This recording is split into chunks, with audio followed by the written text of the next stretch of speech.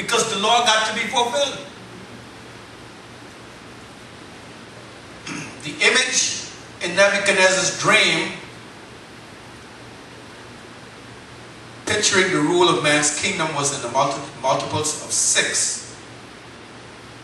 And of course, we are all familiar with the number 6, the number of the beast in Revelation 13, which is 6, 6, 6. And we say 6 3 times. Why? Why do we say 3 times? Because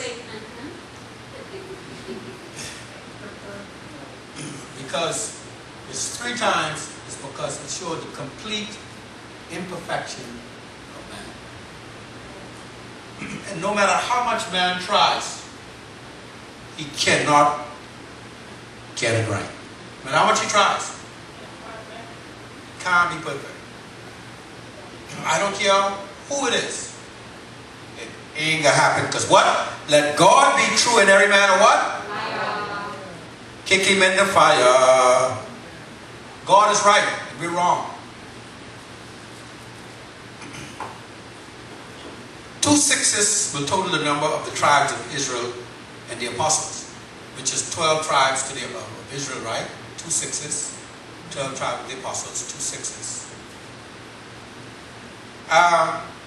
The Levites were given how many cities to possess? 6. And you can also find 6 in the multiples. 48. 6 times what is 48? 6.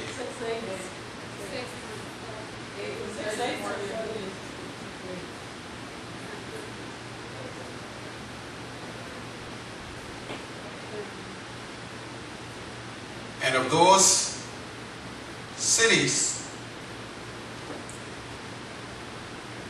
6 cities were given for what?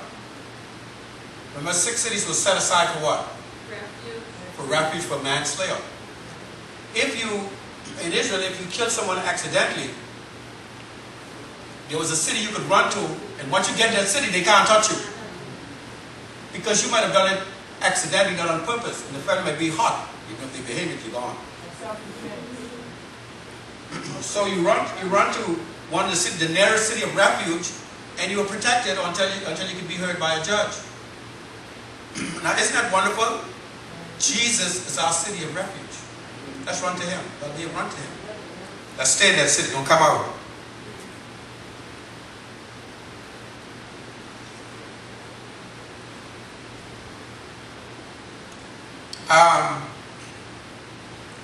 The most interesting use of the number 6 is, turn to Exodus chapter 20, please. Sister Sheila, Exodus chapter 20. What do we say 6 represents?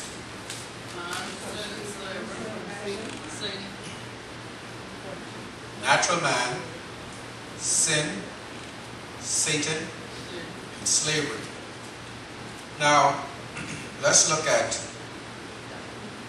Exodus chapter 20, verse 8. Look at it. It's amazing. Let me see if you can see 6 in the 10 commandments. Sister Sheila, please begin at verse 8. Remember the Sabbath day to keep it holy.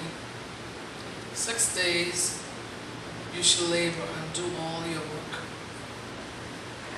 But the 7th day is the Sabbath of the Lord your God.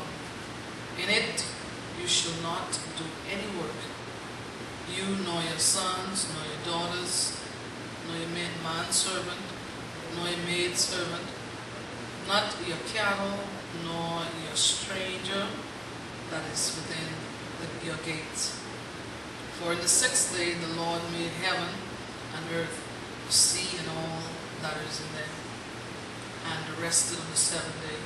Wherefore the Lord blessed the Sabbath day and hallowed it. Okay, hold on right there. Now notice those first 4. What you notice with those first 4 commandments?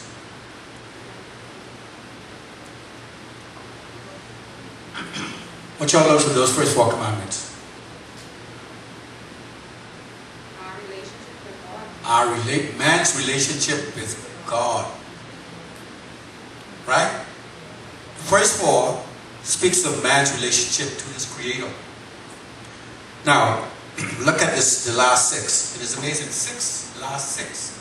6 is the number what? Man. Watch this now. Sister Sheila, please. Honor your father and your mother, that your days may be long upon the land which the Lord your God gives you. You shall not kill. You shall not commit adultery. You shall not steal.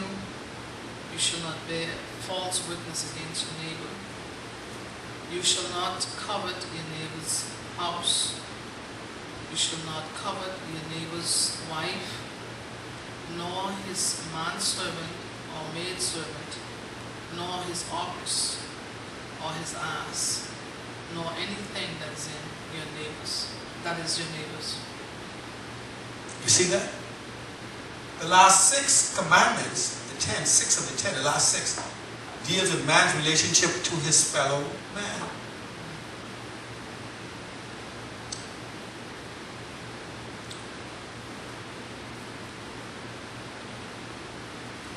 The number 6 is the Hebrew word shesh.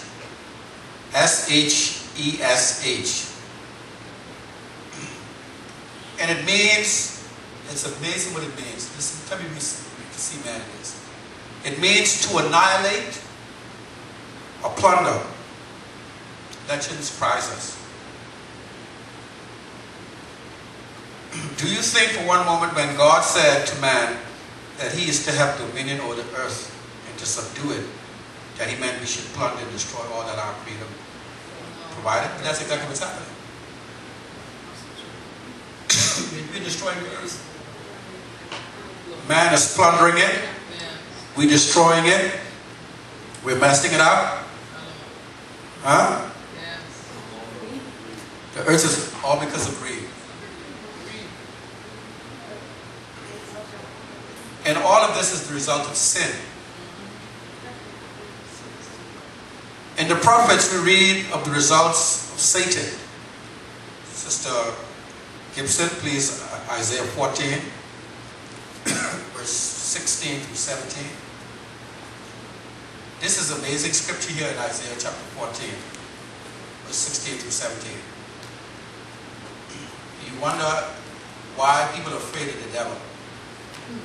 The devil is not to be afraid of. He's not to be what? He's not to be? The devil is in our path as a resistor. He is not to be obeyed. Whatever he tells you to do, don't do it. That's all you got to do.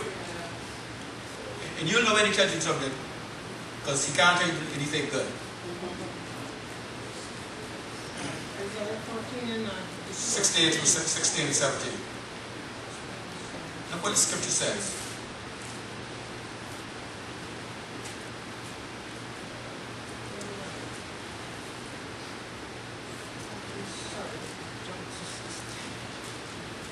Okay, 14, 15, 16. 16 and 17. Okay.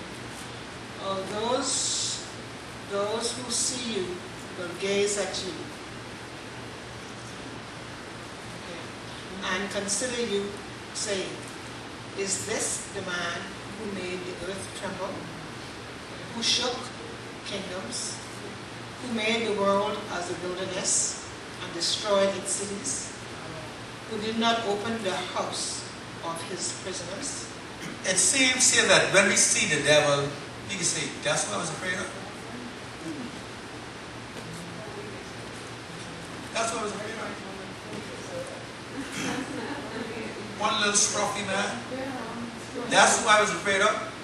Because understand so obviously he ain't a boogeyman, hey. He ain't a red devil with a pointed fork ears and a tail in the back and a pitchfork, hey.